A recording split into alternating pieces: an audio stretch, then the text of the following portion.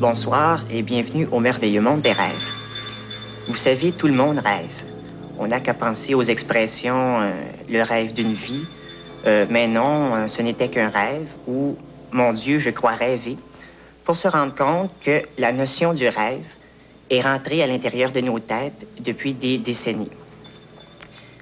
Le rêve, c'est un échappatoire de la réalité, surtout pour les personnes qui préfèrent fuir leur quotidien ou leur physique. Dans la Mésopotamie antique, le roi Nabuchodonosor, qu'on connaît tous, avait eu un rêve prémonitoire que le lendemain, il ferait tuer 5000 esclaves. Et effectivement, le lendemain, il faisait tuer 5000 esclaves. Ou plus près de nous, le prophète Metsabée, qui rêvait en songe à une jeune fille douce comme un abricot et qui le comblerait de désirs.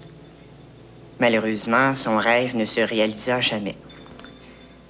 Maintenant que voilà expliqué la thématique du rêve, je vais maintenant en expliquer le fonctionnement, comme je le fais si bien à mes élèves de secondaire 2.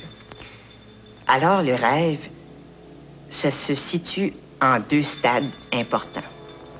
Il y a le stade profond, la période où généralement on bave sur l'oreiller, en tout cas moi, et le stade semi-profond, où l'on se demande si l'on a envie. C'est pendant cette période-là que l'on rêve.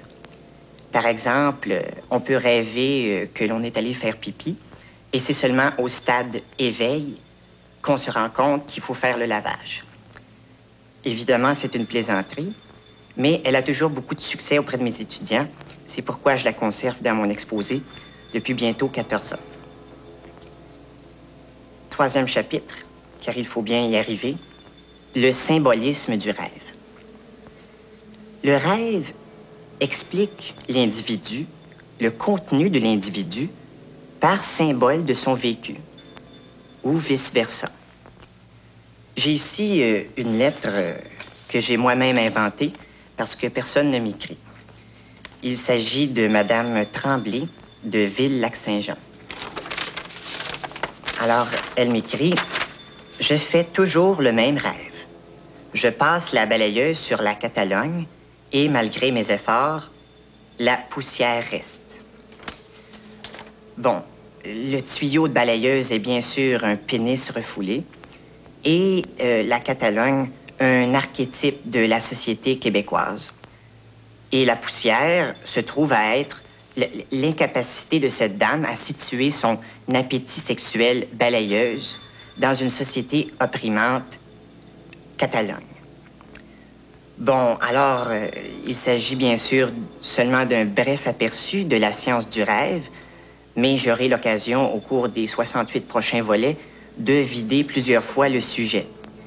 Alors, je vous souhaite une bonne semaine et dormez bien, avec un bon séjour au merveilleux monde des rêves.